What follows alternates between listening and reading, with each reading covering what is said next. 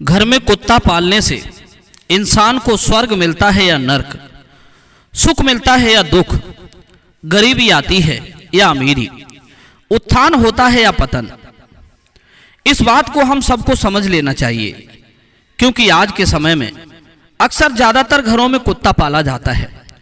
और आजकल तो ऐसा चलन हो गया है कि कुत्ते को लोग अपने घरों में इस प्रकार से रखते हैं जैसे स्वयं और स्वयं का परिवार रहता है। जो स्वयं खाते हैं वही कुत्ते को खिलाते हैं, जहां स्वयं सोते हैं वही कुत्ते को सुलाते हैं। कुछ लोग तो एक ही थाली में कुत्ते के साथ भोजन करते हैं, उसका मुख चूमते हैं, यहाँ तक कि वे जिस बेड पर सोते हैं उसी पर उनके साथ कुत्ता भी सोता है। मित्रों, अब सवाल ये है कि क्या कुत्ते के पालने से, उसे अपने साथ घर में रखने से अमीरी आती है या गरीबी, स्वर्ग मिलता है या नर्क, शुभ है या अशुभ? कुत्ते को अपने साथ घर में रखना कहां तक उचित है, बस इसी बात को हमें इस वीडियो के माध्यम से समझना है। मित्रों, आज की वीडियो बड़ी ही महत्वपूर्ण होने वाली है, इसलिए वीडियो को स्किप मत कर देना। तो चलिए शुरू करते हैं आज की ये मार्मिक कहानी। एक समय की बात है, किसी गांव में एक सेठ रहता था। सेठ बहुत ही भला इंसान था। सेठ सभी जीव जंतुओं से बहुत प्रेम करता था और सेठ बहुत सारा दान पुण्य, पूजा पाठ हर समय करता रहता था। सेठ की लोग बहुत प्रशंसा करते थे और कहते थे कि सेठ बड़ा ही नेक दिल इंसान है, भगवान ऐसी पुण्य आत्मा सेठ को जरूर स्वर्ग में स्थान देंगे। और ये सच है बंधुओं, मनुष्य के शुभ और अशुभ कर्मों का फल उसे स्वर्ग और नरक के रूप में भोगने को मिलता है। उसके अच्छे बुरे कर्मों का फल उसे सुख और दुख के रूप में भोगना पड़ता है। शुभ कर्म करने वाले को परमात्मा स्वर्ग में स्थान देते हैं और अशुभ कर्म करने वालों को नरक की प्राप्ति होती है। सेठ के बारे में लोग यही सोचते थे कि सेठ को उसके दान पुण्य का फल उसे स्वर्ग में जाकर जरूर मिलेगा। मित्रों, आपको एक बात और बता दें, सेठ को कुत्तों से बहुत लगाव था, इसलिए सेठ ने अपने घर में एक कुत्ते को पाल रखा था। सेठ उस कुत्ते से बहुत प्यार करता था। वो रोजाना उसे अच्छा भोजन खिलाता था, उसे सुगंधित पानी से स्नान कराता था और अपने साथ ही उसे बिस्तर पर सुलाता था। यही उसकी दिनचर्या थी। और सेठ का कुत्ता भी सेठ का इतना लाडला था कि वो पूरे घर में घूमने फिरने के लिए आजाद था। कहीं पर जाने की उसे कोई पाबंदी नहीं थी। एक बार को सेठ के पास सेठ के नौकर को जाने की मनाही थी, पर सेठ का कुत्ता सेठ के चाहे कुछ भी करता हो, सेठ चाहे उस समय कुछ भी करता होता, उस समय भी कुत्ता पहुंच जाता था। धीरे धीरे समय गुजरता चला गया। एक दिन सेठ बीमार पड़ जाता है और अचानक से उसकी ज्यादा तबीयत खराब हो जाती है। उसी बीमारी के चलते सेठ की मृत्यु हो जाती है। दर्शक बंधुओं, सेठ के मरने के बाद सेठ के नाती बेटों ने सब लोग मिलकर आते हैं और सेठ का अंतिम संस्कार करते हैं। उधर सेठ की आत्मा को यम के दूत उसे लेकर के यमलोकपुरी को चल देते हैं। दोस्तों, गरुड़ पुराण में बताया गया है कि जब यमदूत आत्मा को लेकर जाते हैं तो उसे जंजीरों में बांधकर पैदल ही लेकर जाते हैं। बताते हैं कि जब यमदूत आत्मा को लेकर जाते हैं तो धरती से लेकर यमलोकपुरी तक कई बाधाओं को पार करके उसे जाना होता है। उसी तरह यमराज के आदेश पर यमदूत सेठ की आत्मा को लेकर पैदल ही यमलोकपुरी की यात्रा कर रहे थे। दर्शक बंधुओं, कुछ दूर चलने के बाद रास्ते में सेठ का पहली बाधा से सामना होता है। सेठ के रास्ते में एक बहुत ही गहरी नदी पड़ती है। उस विशाल नदी का न कोई और छोर था। सेठ उस नदी को देखकर भयभीत हो जाता है। तब यम के दूत सेठ से कहते हैं, हे सेठ, तुम्हें इस नदी को पार करके ही आगे का रास्ता तय करना है। सेठ बोला, पर मुझे तो तैरना नहीं आता है। तब यमदूत कहते हैं, हे सेठ, क्या तुमने कभी अपने जीवन में गाय का दान किया है? यदि तुमने गाय का दान किया होगा तभी तुम इस नदी को पार कर सकते हो। जरा अपने जीवन की उन घटनाओं पर दृष्टि डालकर देखो तो सही।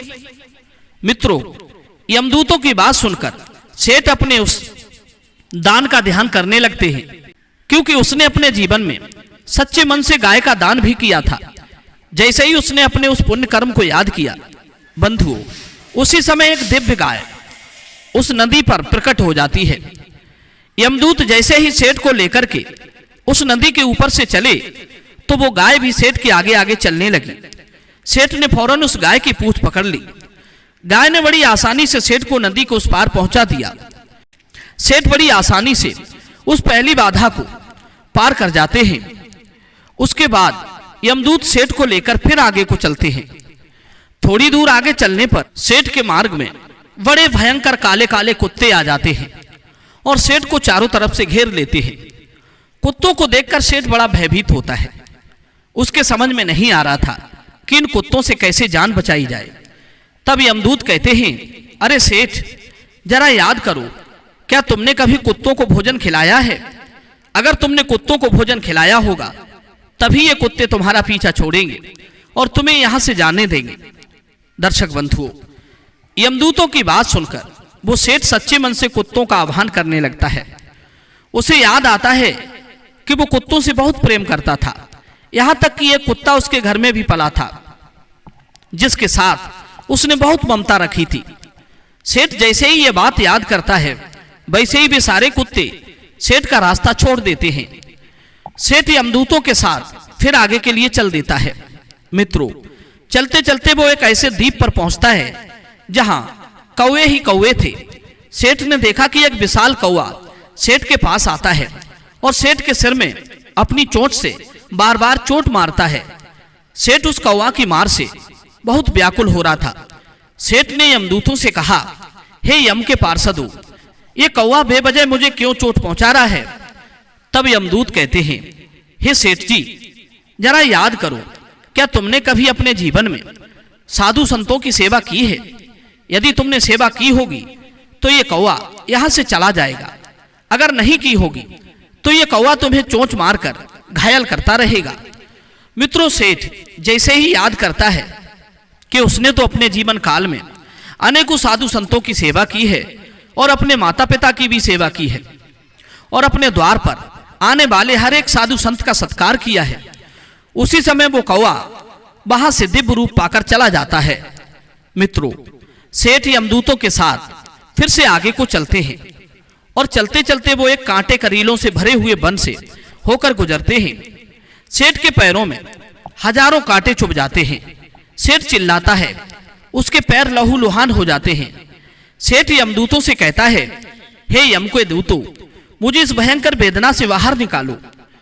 कांटे चुभ जाने के कारण मेरे पैर में भयंकर पीड़ा हो रही है। तब यमदूत पूछते हैं, हे सेठ, तुम अपने जीवन में उन घटनाओं को याद करो जिसमें तुमने किसी गरीब को, किसी नंगे पैर वाले को जूते या चप्पल दान में दिए हो। मित्रों, सेठ तो बड़ा ही दानी धर्मात्मा था। उसने अनेकों बार लोगों को जूता और चप्पलों का दान किया था। जैसे ही उसने अपना ये पुण्य कर्म याद किया वैसे ही उसके पैरों में नए जूते आ जाते हैं। इस प्रकार सेठ फिर यमदूतों के साथ आगे को चल देता है। उसके मार्ग में कई बाधाएं आती हैं और सेठ के पुण्य कर्म उसे उन बाधाओं से पार लगा देते हैं। कई दिनों के बाद यमदूत सेठ को लेकर यमराज के पास आते हैं।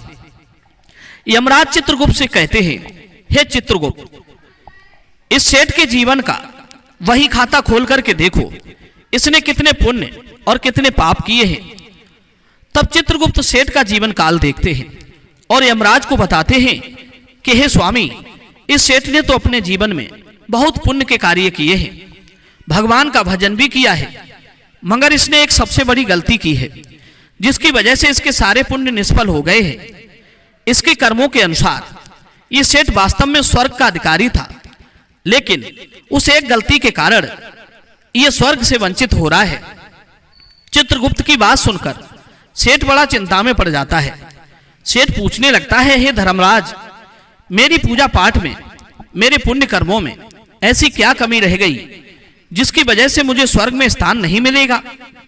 तब धर्मराज कहते हैं, हे साहूकार, तुम्हारी ये गलती इतनी बड़ी है कि सारे पुण्यों को इसने निष्क्रिय कर दिया है, जिसकी वजह से तुम्हारे पूर्वजों की आत्माओं को अभी तक मुक्ति नहीं मिली है। ठीक उसी तरह से तुम्हें भी स्वर्ग से वंचित किया जाता है और तुम्हें भी अपने पूर्वजों की तरह भटकना होगा। तब सेठ बड़ी दुविधा में पड़ जाता है और पूछता है, महाराज, मेरी गलती क्या है? मेरी गलती तो बताइए। तब धर्मराज समझाते हैं, हे साहूकार, तुम्हारी गलती यह है कि तुमने एक कुत्ता पाला था और कुत्ते में अधिक ममता होने के कारण तुमने उसे हर समय, हर कार्य करते समय अपने साथ रखा था। खाते पीते, सोते जागते, उठते बैठते, पूजा पाठ करते समय तुमने कुत्ते को अपने पास रखा है। तुम नहीं जानते कि कुत्ता एक घृणित योनि का प्राणी है। कुत्ते को खिलाना पिलाना एक अलग बात है। कुत्ता एक जीव है, उस पर दया करना मनुष्य का धर्म है। लेकिन इसका मतलब ये नहीं है कि आप उसे रसोई में लाकर बैठा लो। इसका मतलब ये भी नहीं है कि आप उसे पूजा घर में बैठा दो। इसका मतलब ये भी नहीं है कि आप उसे अपने पास लिटा लो। उसकी व्यवस्था अपने घर से, अपने पूजा स्थल से, अपने रसोई घर से अलग होनी चाहिए। उसके रहने खाने का बंदोबस्त खूब करो, लेकिन अपने घर से अलग, पूजा स्थल से दूर होना चाहिए। हे सेठ जी, तुम्हारी गलती यह है कि तुमने उस कुत्ते को सदैव अपने पास रखा था, जिसकी वजह से देवताओं ने तुम्हारे द्वारा किया गया दान और भोजन ग्रहण नहीं किया है। यदि कुत्ता घर में हो और किसी का देहांत हो जाए तो देवताओं तक पहुंचने वाली सभी वस्तुएं भी देवता स्वीकार नहीं करते हैं। कुत्ते के छू जाने पर ब्राह्मणों के पवित्र यज्ञ भी खंडित हो जाते हैं। भोग के लिए निकाली गई वस्तु अपवित्र हो जाती है।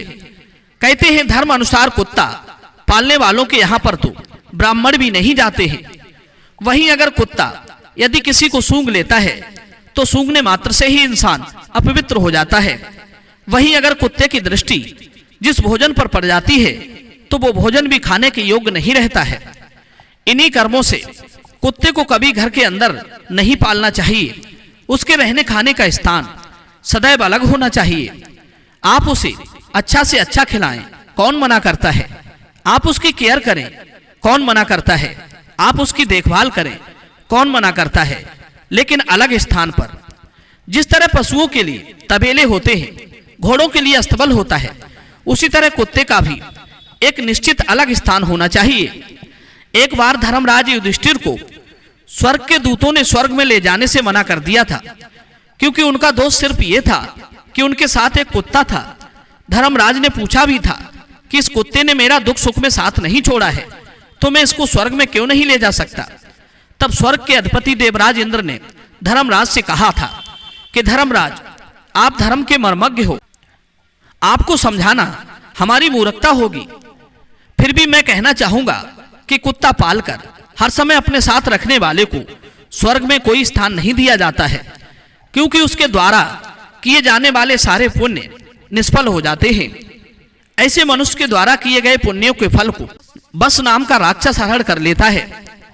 और तो और उस घर के सदस्य जो कोई व्यक्ति दान पुण्य, हवन और कुआं बावड़ी इत्यादि बनवाता है, जो भी पुण्य करता है, वो सब घर में कुत्ते के पालने से या कुत्ते की दृष्टि पड़ने मात्र से ही सारे पुण्य फल नष्ट हो जाते हैं। इसलिए कुत्ते को पालना वर्जित नहीं है, पर घर में हर समय अपने साथ रखना वर्जित है।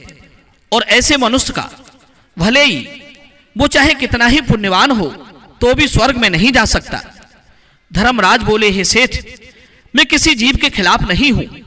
सारे जीव परमात्मा ने बनाए हैं, सबके अंदर ईश्वरीय प्रकाश विद्यमान है। समस्त जीवों पर मनुष्य को दया करनी चाहिए, सबका संरक्षण करना चाहिए। कुत्ते का भी संरक्षण होना चाहिए, उसे मारना पीटना नहीं चाहिए। उसके भोजन पानी का बंदोबस्त होना चाहिए, क्योंकि कहते हैं हर घर में बनने वाले भोजन में एक रोटी पर कुत्ते का अधिकार होता है। जो लोग ऐसे जीवों को बेवजह परेशान करते हैं, बेवजह मारते पीटते हैं, निश्चित रूप से वे पाप के भागी होते हैं और उन्हें नरक भागी भी होना पड़ता है। इसलिए मित्रों, ध्यान रखना, कुत्ते का संरक्षण करो, परंतु नियमानुसार।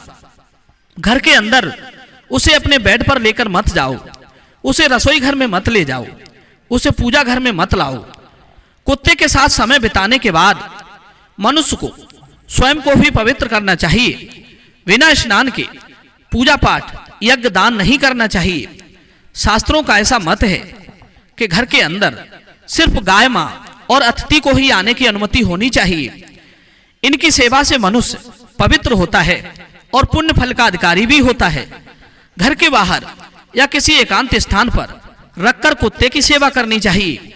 अन्य छोटे छोटे जीवों को भी भोजन कराना चाहिए। परंतु दोस्तों, हमने देखा है कि लोगों ने उल्टी परंपरा बना रखी है। जिस घर के अंदर माता पिता, गाय माता और अतिथि की सेवा होनी चाहिए, आज माता पिता और गाय माता को लोग घर से बाहर निकाल देते हैं और कुत्ते, बिल्ली, खरगोश, चूहों को घर के अंदर पाल कर रखते हैं। आज बेचारी गौओं की दुर्दशा है। घर से बाहर सड़कों पर कचरों के ढेर में, कूड़ों में भूखी प्यासी भटकती रहती हैं। माँ बाप को घर से उठाकर बाहर फेंक दिया जाता है और घर में रखकर कुत्तों की सेवा की जाती है। जिन घरों में ऐसा होता है, उस घर का एक न एक दिन पतन होना तय है। निश्चित ही उस घर में गरीबी एक दिन पांव पसार लेगी। दुखों का पहाड़ निश्चित ही उस घर पर टूटेगा। मित्रों, बड़ी शर्म आती है यह देखकर कि मनुष्य मानवता को भूलकर पशुता की ओर बढ़ता चला जा रहा है। मनुष्य जैसे कर्म तो रहे ही नहीं, पशुओं की वृत्ति धारण कर ली है।